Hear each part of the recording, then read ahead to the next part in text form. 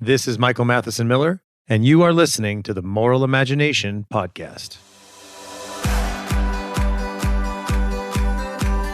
My guest today, again, is Jay Richards, and we're talking about the last part of his book, The Human Advantage, especially the issue of materialism. And so in the last discussion we had, Jay, throughout, I was trying to be linear, but I wasn't very good at it because throughout, number one, I probably have a good case of ADD, but also because throughout the book, really, as I was reading it, I kept making note, okay, here's the problem: philosophical materialism, agency, free will, and I started thinking about all these guys, of course, like Sam Harris, who we talked about, and Skinner, who you mentioned, E.O. Wilson, he wrote this book called The Meaning of Human Existence. It was so hard to bear, really, because, it really was. Some of his stuff, he has this thing on how he's a very famous entomologist, right, at Harvard, who talked about how he began to study bugs.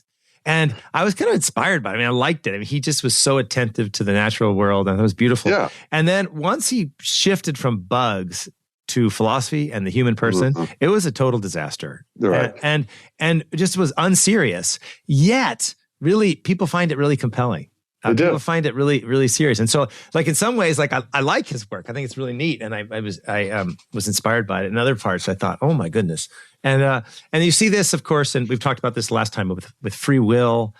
People like Sam Harris denying we have free will and making an argument, trying to convince me that that's the case.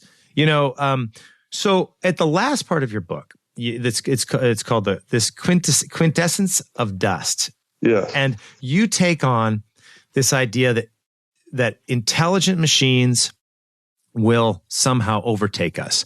And a couple of the themes that you deal with here is you say, it's very interesting because a lot of these writers will attribute agency to machines, or agency to evolutionary process. I love it when people say we are designed by evolution. Yes. Well, evolution is Darwinism, right? You're the expert on this, but Darwinism is random purposelessness. Am I correct? It calls random variations, and then there's this blind law-like process of natural selection. But the one thing it does not do is it doesn't select and design things. It mimics design, but it just collects sort of random errors that happen to have a survival advantage. But because biology is filled with things that are so obviously designed, when people talk about it, even Darwinists, they can't help but use the language. They just attribute it to evolution or to Darwin's mechanism.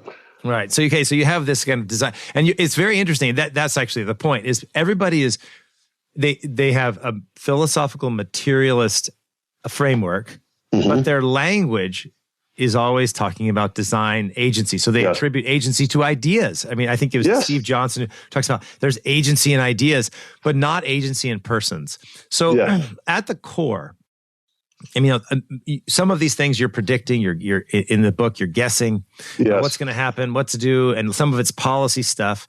But really the foundational element of your book, I think, and I think that's most important and perhaps the most lasting, because as technology changes, your book will be out of date. But I think the one thing that will not be out of date is really your critique of materialism, but more than just a negative critique, is a positive view of the human person. Absolutely. Can you talk a little bit about that? Yeah, because this book is not I'm as you are. I'm Catholic. I've been a Christian most of my life, and so I think materialism is false. But this book is not a religious book, and I actually think you can show that materialism is wrong just by focusing on what we actually know. Right. That even materialists know, and so the reason that the materialists, even in making the argument that materialism is true, have to presuppose that it's false. They have to presuppose that you're a person and an agent that can understand arguments and follow logical connections, which aren't material things. And that's because materialism is false. It's so fundamentally false that you can't even make a coherent argument for it. And that's Can I say really quickly? I want you to go at this, but can I say really quickly, just because I don't want to... I mean, religion is a very complex thing, right? No, I'm a Catholic. Again, this is personal. I'm a Catholic because I feel I've been given the gift of faith. Okay, so that's, I think, the main reason. But I'm less, I don't know, maybe not. It's hard to say, but I at least intellectually, I feel like I'm not a materialist just because I'm a Catholic. Right. I'm also a Catholic because I'm not a materialist, because I don't feel it's a coherent, that materialism isn't a coherent explanation of our lived experience and our reality. It's not simply that. And I think the reason I'm bringing this up is that, okay, oh, well, here are these two Catholics. Of course, the Pope said materialism is wrong. So that's why they believe it. Well, I mean, if the Pope said materialism was right, the Pope would be wrong. Because, yes, exactly. Right, because materialism isn't coherent. And I think that's really important. So keep going. That's the key thing. That's exactly the key thing. Because my argument is essentially, okay, let's proceed with what we know most certainly. The thing that every one of us has direct introspective experience of being an agent. We have experience of what it means to be free. Now, can you say, well, maybe that could be an illusion. Well, I suppose, but maybe certain things could be an illusion, but the direct introspection that you exist and are an agent, what would it even mean to say it's an illusion? Because that presupposes you're an agent observing it to suffer under the illusion. And so this is kind of a basic reality. And so what that means is that even the materialist has to presuppose his own existence and agency and subjective experience in order to even consider the arguments for materialism. But his certainty of his existence as an agent is always going to be prior to any argument from history or science or philosophy. And so if it's built upon that, it makes absolutely no sense. And so the materialist always has to presuppose the falsity of materialism almost the moment he opens his mouth. And this is why you end up with these kind of crazy things that materialists say. You have B.F. Skinner of the famous kind of Skinner box, a psychiatrist or psychologist and founder of behaviorism, who said man qua man, we may readily say good riddance. Only by dispossessing him can we turn to the real causes of human behavior. In other words, only by just saying you don't have an agent that's inside you that's choosing to do things. All you have is this kind of external behavior. But of course, he wrote a book about this in which he's trying to convince people of these things.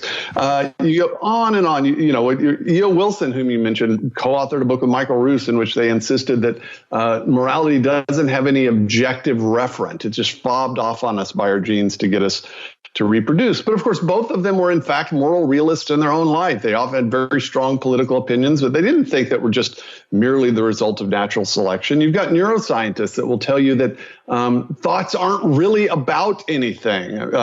Alex Rosenberg wrote a book a few years ago, The Atheist's Guide to Reality, where he literally said that our thoughts are not about anything. He wrote a book with thoughts in it in which he tried to create other thoughts and other readers to tell them that their thoughts aren't about anything. This is where you end up with materialism. And so whether you're a theist or whatever, this is like the position, the view of reality that's least likely to be true. So let's get it off the table. The reason I spend time on that in the conclusion is because it's precisely this philosophical worldview that's behind a lot of the hype about strong artificial intelligence. The people that at the same time demote human beings to machines elevate future machines to the level of humans. That's the odd thing about it. They attribute agency and freedom and consciousness to these future machines that are always just about to come online.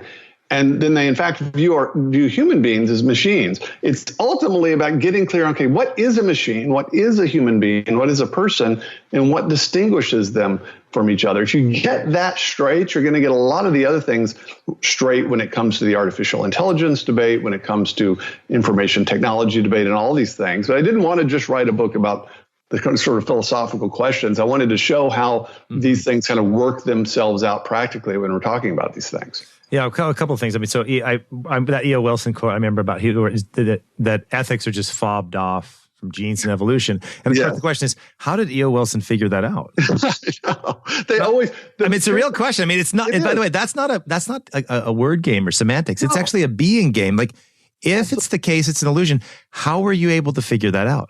Yes, the materialist theorist always exempts himself from his theory. How was Marx able to transcend his class consciousness? How was B.F. Skinner able to transcend and figure out that we're nothing but inputs and outputs and external behaviors?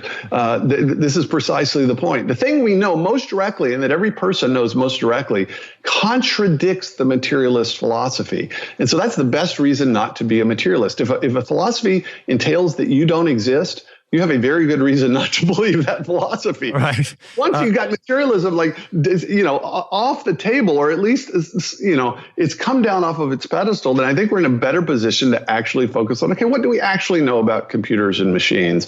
The stuff happening inside computers, or any kind of assemblage of things that can do computation, there is absolutely no reason to think that if you get computation and you speed it up really fast, that suddenly it's going to become a conscious agent. That doesn't follow any more than if you make a tractor strong and fast enough, it's going to become an ox. It just does not follow. I mean, you kind of deal with this a little bit when you deal with two kinds of knowledge, techne and episteme, right? Yes. Why don't you explain that a little bit? Two kinds of knowledge. Knowing about versus knowing that. And so it also relates to this problem in robotics called Moravec's paradox, after a robotics professor named Hans Moravec. But the basic idea is that we can make machines that are really good at, say, crunching data and analyzing 2 billion pictures of cats and running the statistical details, or playing chess and cranking out trillions of possible chess moves. We can't yet make a machine that can do the simple things that a 3-year-old child can do with her hands. And so, the fact that my child can tell the difference between a roll of toilet paper and a glass and a jug of milk, and manipulate these things. This is something we actually don't have machines that can do this. And in a sense, you could think of it in terms of computation. The computational resources required, all the feedbacks between our eyes and our fingers and the feeling of weight and texture and all these kinds of things, we don't have a way to do that. And yet this is something that, of course, human beings, we do really, really well. That's why 3-year-old children learn to walk and to manipulate objects. So what this means is that the types of jobs that are going to be replaced are not all just going to be labor jobs. In fact, this is this kind of irony. We're going to have lots of jobs that are going to be replaced sort of at the high end. So mental work that involves, say, financial transactions and things like that machines will do really well. And then highly repetitive labor work, like factory work on an assembly line in which each worker is doing something over and over and over again.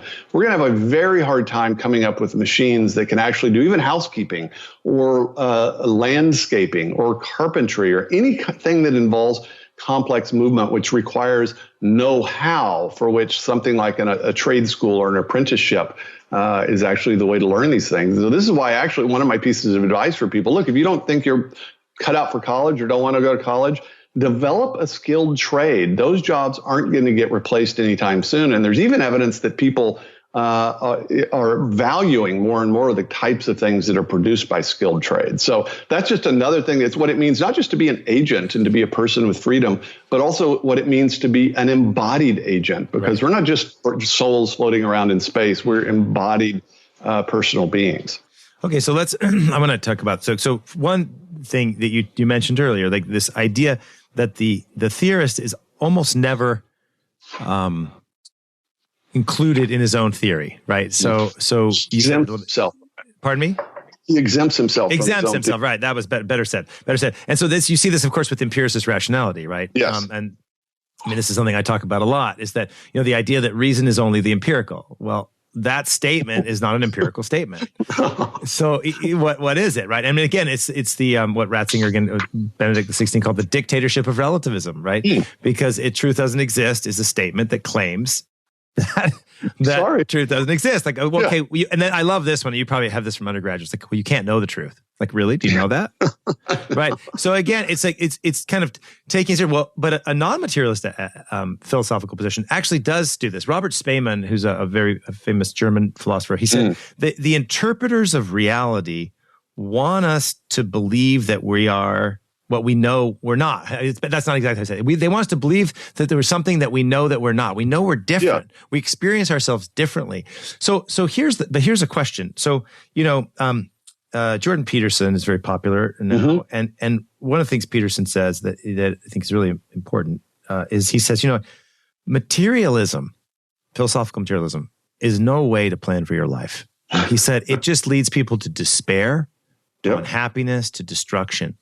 And yet, why is materialism so seductive, especially in kind of academia, technology, like Sam Harris and like these four horsemen, like Daniel Dennett and all these guys. Right.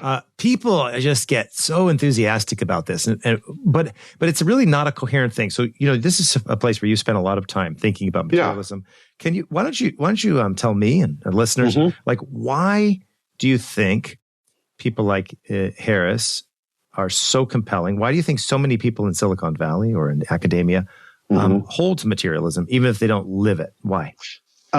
Because of sin. I mean, that's honestly what I think. I think that something this absurd and this incoherent, it's very hard to come up with an intellectual explanation for why people would believe this. Now, yes, we do get inculcated in this in college and graduate school, in which most of the disciplines are permeated by materialism. But this really didn't happen until the 19th century. If you look at the long course just of Western history, materialism has always been the kind of cranky minority view. It's just, I think it's come to the fore right now. So we're actually living past its apex. I think it's actually on the way out. Most of this stuff, these guys, when you read them, it has the kind of musty smell of bad 19th century philosophy that they just sort of haven't gotten over. But I think, frankly, the reason that it perpetuates itself because it allows us to do whatever we want to do. So if there's no God in heaven and there's no moral law that's written on the human heart, then I can have sex with whomever I want. I really think a heck of a lot of it has to do with that, because it justifies us in being able to do whatever it is that we want. And this is why whenever you talk about a critique of materialism, people almost immediately bring up God, even if God isn't a part of the premise of the argument. He manages to turn up very, very quickly. And so I think as long as it sort of helps to underwrite immoral behavior that people want to engage in, we're going to constantly have to deal with it. And I think I would never argue that in a debate. Well, the only reason you think that is because you're sleeping around. But I do think as an actual diagnosis that that's what's happening, because I really think intellectually it's a complete non-starter. It's the worst of all the intellectual options. And the fact that it's so popular and so fashionable, I think we have to look for something other than a simple intellectual explanation for it. Right. But in a debate, you would say what? I would say that materialism is incoherent. The fact that you're making an argument and connecting logical propositions together using logical relations, which are non-material things, shows that even when you argue for it, you're presupposing its falsity. And so it's what philosophers would call self-refuting. If you argue for materialism, you're in a sense implying that it's not true. Okay. All right. So, and then you've talked about this a little bit, but part of your idea is that the computers won't become persons. Robots won't replace us, but there's this fear, like Elon Musk and all these guys. Yes. Stephen Hawking, the late Stephen Hawking. We haven't evolved enough to deal with these robots, and so the idea, if I understand it correctly, and I haven't done a lot of reading in this area, so this I have just a lot of questions. If I understand it correctly, the idea that strong artificial intelligence is that it's going to develop to such a pace that it's actually going to overtake us. This is the kind of classic dystopian view that the machines are going to overtake us and rule us. It's the Matrix. It's all this kind of stuff. Exactly. But part of it I see, as we've already talked about, is that you're attributing agency to robots, even though not attributing agency to us. But why do you think why do you think it's wrong? But what do you think are the dangers that we should be aware of? Well, I think the reason it's wrong is simply because it misunderstands what machines are. We understand what computers do. John Searle's famous argument, Chinese room argument that I talk about in the book, I think illustrates it. Agents work at the level of meaning, of semantics. Machines work at the level of syntax or just manipulations of symbols. They don't know what the symbols mean. That's what we do. And so it's just a kind of fundamental philosophical mistake. In fact, the only reason to think machines are going to become conscious is if you think, well, we're machines and we became conscious, so it sort of follows from that. If you don't buy the premise. Really quick, that's actually two things I want to throw in here. Ian McGilchrist, his book, The Master and His Emissary, makes a distinction between right hemisphere and left hemisphere. And he talks about this, that the left hemisphere tends to focus on like details. And this is a very long, really complex, interesting book. So I'm not going to do it justice, but the left hemisphere is focusing on kind of the details, the technical elements. And the right hemisphere is dealing with meaning, with understanding deeper questions of what it's for, of what life is for, and all these other things. And so like he gives an examples of like, if somebody says, boy, it's hot. And, you open the window, I didn't say, please open the window. Mm-hmm. And your left hemisphere would get, okay, he's hot. But it's the right hemisphere that gets the sense of meaning. Oh, what he really wants is for me to open the window. Right. And these deeper, and he goes through, I mean, this is such a complex, a great book. It's really interesting. And he actually has the same view, I think, pretty much about empiricist rationality as Ratzinger, which is another thing. But he also says is that he's writing a new book from what I understand, where he's arguing that we're not machines. And that's a really bad analogy. We're not computers. We're not machines. Right. And it's a bad analogy, and it doesn't understand the human person. And so kind of there's an overlap there. But why don't you explain Searle's Chinese room? Okay, so the Chinese room illustration, so the picture, it's best if you do this yourself. And so imagine that you're put in a room and it has it's just nothing you can see, but there's a slot on the right and there's a slot on the left. And you're given a list of rules. It's sort of a ledger that says, if you get a card that looks like this, slip this other card that looks like this other symbol through the other side.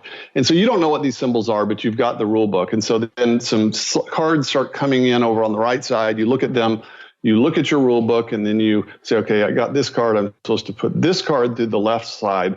And then you do that. And you can do this all day. Let's say you do this for a week and you just keep following the rules. Well, it turns out, okay, assume that you do not know Chinese in any form, that these symbols are all actually Chinese words that you don't recognize. And there's two people actually communicating with each other on either side of this room in Chinese, and they're communicating with each other. No, but it's because they understand the meaning of the symbols. They grasp the syntax. What you in the middle are doing in this analogy is you're doing what computers do, is you're transforming symbols into other symbols. You're at the level of syntax, but not at meaning. Now, in this case, you're actually even more significant than a computer is, because at least you can maybe realize that you don't actually understand what's happening, right? The computer can't even do that. Everything that computers do is like you in the Chinese room. It's not like the two Chinese speakers. And Searle, when this is the argument that drives strong artificial intelligence advocates crazy. And so you can go online and find thousands of attempted responses to this. But I would just say I think it's utterly decisive. It shows precisely the problem. I offer a couple of other arguments that got moved to the footnotes of the book about first-person subjective experience. But there's just no more reason to think that a computer is going to become conscious than to think that a car is going to become conscious. It's just, we like science fiction movies that do this because it makes them interesting. Nobody would want to watch a 3-hour movie about the Star Trek ship computer, right, which is just a sort of glorified Siri. It's only interesting if you think they might be conscious. And so I get that you need that for the literary qualities of science fiction, but people have got to keep straight that science fiction from what's actually happening in our information technology. These things are not going to become conscious like we are. It doesn't mean there aren't costs and doesn't mean there aren't dangers, but the dangers involve what they can actually do. We need to spend more time focusing on those things and less time worrying about Skynet coming alive and becoming conscious and taking the world over. Right. It seems to go back to this point you made earlier about the idea of a computer becoming conscious really comes from a certain kind of materialist, but also a Darwinian idea that we were not conscious. Right. And that somehow there was a point where we became conscious. Is that the source of this idea? That's part of it, but it's more schizophrenic than that. And you see this in Ray Kurzweil, the great transhumanist who's now vice president at Google, who argues, you can argue, because I did a book with him and debated this, in which he argues, well, he can't really prove that computers will become conscious, but at some point these machines will just tell us that they're conscious, and we'll just have to believe them. And then you say, well, yeah, but just think something claiming to be conscious or looking like it's conscious, appearing conscious and being conscious aren't the same thing. At which point he says, well, who's to say we're conscious? I mean, we're just basically machines, and maybe our consciousness is an illusion. So he first tries to bear the burden of proof to say that, well, there's a reason to think computers will eventually become conscious and we'll be convinced of it. And then when he concedes that, okay, that wasn't a great argument, then he tries to downgrade humans and deny our own consciousness. It's this kind of schizophrenia that you get in the strong artificial intelligence community, which is just imbued with materialist philosophy. If you look at Elon Musk, the founder, of course, of Tesla, He's worried about this in part because, as he said just a few weeks ago on Twitter, that his main intellectual influence is the atheist socialist Isaac Asimov. Well, if Isaac Asimov is giving you your philosophy and metaphysics, you're never going to get out of the materialist mental trap that you're in. He needs to go beyond that. The irony is that information technology, in which the fruits of human creativity, of human agency, of the capacity to create information, it's all around us. And so the very people that are studying this technology that ought to realize that persons transcend machines, more often than not, are the very people that don't seem to see it. You know, I have a question for you. I've been thinking about this for a while. And that is, you know, I've been thinking about whether you're looking at studying biology or we're thinking about entrepreneurial innovation and a host of other things. Mm-hmm. I've been wondering, do you think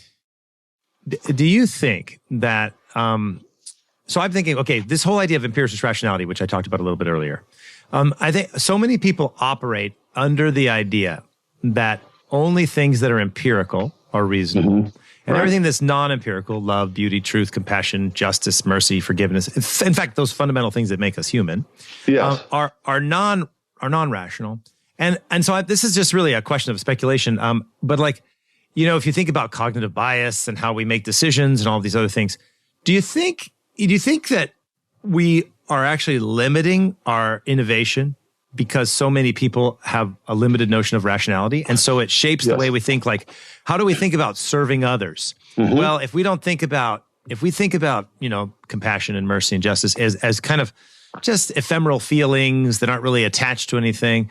And again, this is a really speculative question, but I've been thinking about it a while. Do you think that some ways are the fact, and what made me think about it is your point, like Elon Musk, if you're shaped by Isaac Asimov, how you say it? Asimov. Yeah, Asimov. If you're shaped by Asimov's,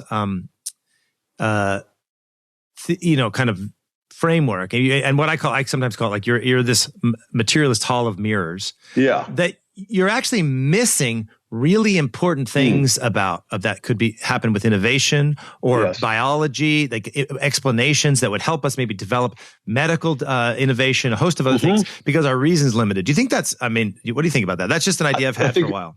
I think it's absolutely true. I mean, in fact, in part, that's why I make predictions in this book, because some of my predictions are based upon what I think is true about the human person and the nature of human beings and the nature of machines. And they're risky predictions. If machines become conscious tomorrow, it's going to, you know, I'll be wrong. But I'm predicting actually that's not going to happen. My prediction entails that Google's ridiculous attempt to create a general artificial intelligence that's a strong artificial intelligence, which is what Google basically, it's what Page and Brin tell us is their main goal. It's why they hired Ray Kurzweil. If they're wrong about that, that's going to have huge economic consequences. And other tech firms that think that's actually a stupid thing to try to do, let's do something else. I think there's actual money to be made here. I was with a tech entrepreneur in Seattle just a couple of weeks ago that takes a non-materialist view of biology and looks at the systems, biological systems, not as just chemistry and physics, but as information processing systems. And he's developed 3 companies based upon this assumption. And so I do think actually, if you view reality and the human person incorrectly, that's going to have financial and economic implications. It may take a couple of decades for it to work itself out. No, I think that's right. I mean, I've thought, you know, so I went on safari recently. It was pretty amazing. So I was reading a lot of just different people, and I was kind of struck by, I think the Kipling calls it just so stories. Like every time we didn't know something, it's like, oh, well, you know, we evolved because of this, but there wasn't really a good answer. And so, and I was reading I see that both in biology, but I also see it in neurology. Sure. And so like Ramachandran, who's done some really interesting stuff with phantom limbs. I mean, it's amazing stuff. But then he starts kind of talking about, he starts trying to find explanations, philosophical explanations, and they're always rooted in materialism and always Darwinism. And he said at one point he says, you know, I don't know how it all happens. But we can wonder that these, and this is a bit of a paraphrase. I read it a while ago, so I'll correct it if I'm wrong. But something to the effect of, we can wonder that these atoms came from outer space into our heads, and now we're aware of them, or something like this consciousness. And then he actually makes this point. It's very interesting. He's trying to talk about phase changing. And he says, you know, people misunderstand these kind of leaps forward that happen with evolution. And he says, let me give you an example. He says, you know, nothing really happens with ice at 28 degrees. And then it goes to 29 degrees, nothing. 30, nothing. 31, nothing. 32 and 33, it's only a 1 per degree change, but all of a sudden ice moves to water. Okay. And then he says, and this is the kind of thing that happens in social situations. Like, for example, the Soviet Union, all of a sudden just fell, right? We didn't know it was one thing that made a change. And I'm thinking, look, like Alexander Solzhenitsyn spent decades in the gulags where he memorized his books. And he talks about all of these people, and Viktor Frankl talks about this in the concentration camps, but these people who transcend all of their kind of instinctual desire for self-preservation to seek after the good, the true, and the beautiful, and not to compromise themselves. And Ramachandran explains this in terms of ice turning into water. I mean, it's absurd. I actually told this to my children, and they haven't gone to college yet, so they were able to laugh at the absurdity of it. But like, it seems to me that, and you kind of put this way, I got to figure out how to make money doing this. But it seems to me that we're like leaving so much on the table because our philosophical frameworks are so limited that not only do they do the worst things, which make us deeply unhappy. Right. And this is what Peterson is very good. They make you deeply unhappy. Like, you don't have a reason to live if you don't matter. Right. If you're just a speck of dust on a tiny blue planet and your life doesn't matter. Okay, well then why am I living? And when things go bad and things go hard, okay, well let me just try to get as much pleasure I can before I puff out of existence. Yes. Which again is the opposite of what you're saying. No, we need to have a virtuous understanding. But it also just seems to make us miss like medical, biological, technological innovation. Again, maybe I'm wrong here, but it seems to me like our limited concept of rationality that's so dominant is really limiting our innovation, not accelerating it. I think that's exactly right. I mean, I think the way to think of it is that the materialist has a very, very limited set of tools. So Ramachandran, for instance, who does write great kind of popular, well-written stuff on neuroscience, all he's got is physics, basically. And actually, physics itself doesn't make sense for materialists either. Right. Well, it's a physical law. But still, so what's he going to do? He's going to probably use phase changes to explain things like the shift from biology to consciousness or something like that, which doesn't do any explaining. He's just like, this is the only analogy I've got. I'm here in flatland in two-dimensional world, and I'm trying to explain a four-dimensional world, and I don't have anything. So I think you're exactly right. I do think they're not just intellectual implications for these things. I think there are economic and technological implications. I do know for a fact that there are tech firms in Silicon Valley, some of whom buy into this kind of materialist strong AI stuff, and some that don't. And I think that the proof will be in the pudding. And if people want to know, okay, well, what one decisive way of verifying or falsifying this vision, this materialist vision of strong artificial intelligence, is just watch Google and see if they actually do create a big conscious machine or not. Yeah. So you mentioned Flatland, which is a book. Who's the author of that book? Edwin Abbott. Edwin Abbott, right, Abbott. Okay. And so, and that's what I read it not too long ago, actually. And that's one of C.S. Lewis's favorite books. He liked that book. And so that leads me to C.S. Lewis, because this is another thing that and you've probably heard me talk about this, because I'm a big C.S. Lewis fan. And one of the things I said to you earlier, right? I mean, and I'll say it now for all of the listeners, like, a lot of the things that you see these, kind of atheist materialists going through, C.S. Lewis, if you read him really carefully, he dealt with so many of these questions, sometimes in very short essays, that I think there is a good so I think, first of all, C.S. Lewis is just a good resource. Would you agree? Yes, absolutely. In fact, I recommend The Abolition of Man as one of the most important books that everyone should read. Oh, me too. I think it's one of the most important books of the 20th century and just absolutely essential reading. I used to teach undergraduates, and I had one of my students said, have you ever had one lecture in one course that you didn't mention the abolition of man? I said, I hope not. If you're going to be a one-trick pony, that's the trick to play. Absolutely. So good. But anyway, so speaking of the abolition of man and Flatland, there's another part of this human thing, which I think goes back to your book, but also to just like what it means to lead a good life and develop virtue.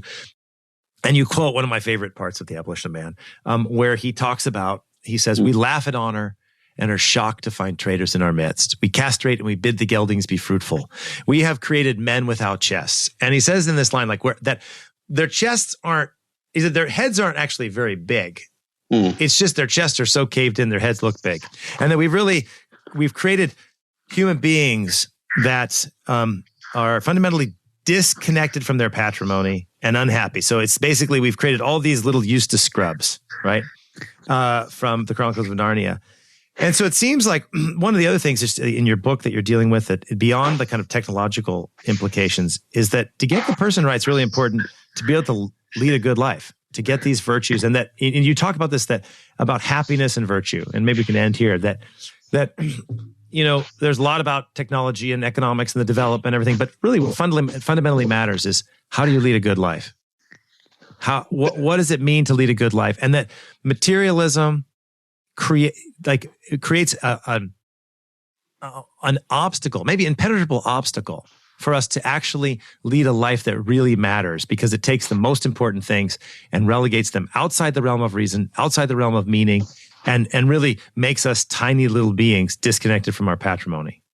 That's exactly it. I mean, this is sort of really the ultimate message of The Human Advantage. Is why I finished with this critique of materialism, not just because it's at the base of this whole debate about technology, but also because it ultimately undermines the capacity for virtue. In order to be virtuous and to act virtuously, we have to believe that we're free agents that are actually able to improve ourselves with effort and with habit. And materialism vitiates that. And so ultimately, I think if we're going to revive a culture of virtue and virtue-forming institutions, we need to do the best that we can to get rid of materialism, at least as a public philosophy, so that it's relegated to the private philosophies of a few cranks in their kitchens. Absolutely. Okay, good. So what should give me a couple things people should read, besides, of course, The Human Advantage, which you should absolutely read. What else? What else do you think are some good sources or websites or people to read to help people think through this? Because it goes back to what you said. We consciously experience ourselves as just simply material beings. We experience ourselves as agents. Yes. So who do you recommend? I recommend, honestly, I mean, we certainly already talked about C.S. Lewis and the Abolition of Man, which I think is one of the sort of best treatments of this. Also his book, Miracles.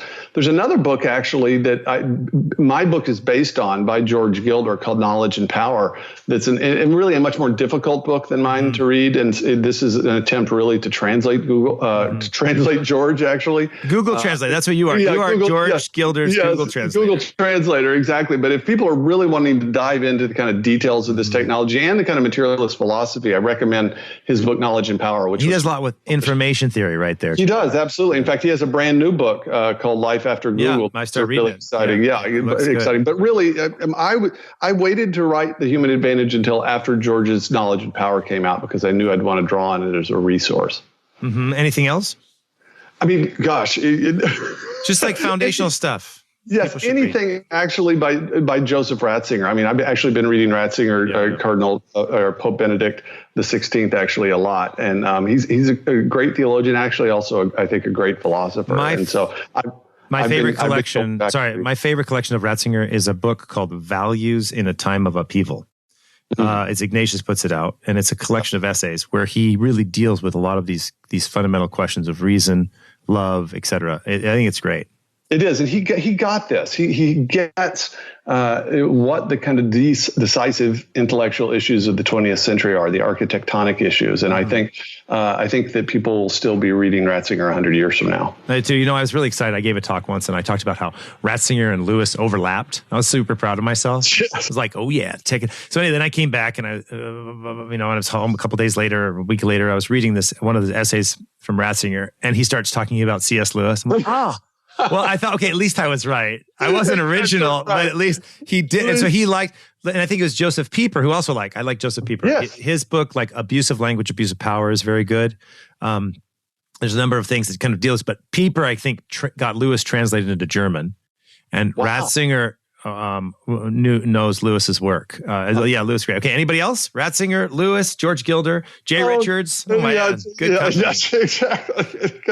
Any kind of Jay Richards stuff. And actually, your friend and colleague Sam Gregg is the person to read at the Acton Institute. I read everything that Sam writes, because there aren't enough people writing good, robust defenses of the free economy that are also very conversant in solid philosophy and theology. Sam is one of those rare people. Oh, yeah. Sam is great. And, of course, you can listen to Sam and you and me at Acton University every year. That's right. So go to acton.org to find out about that.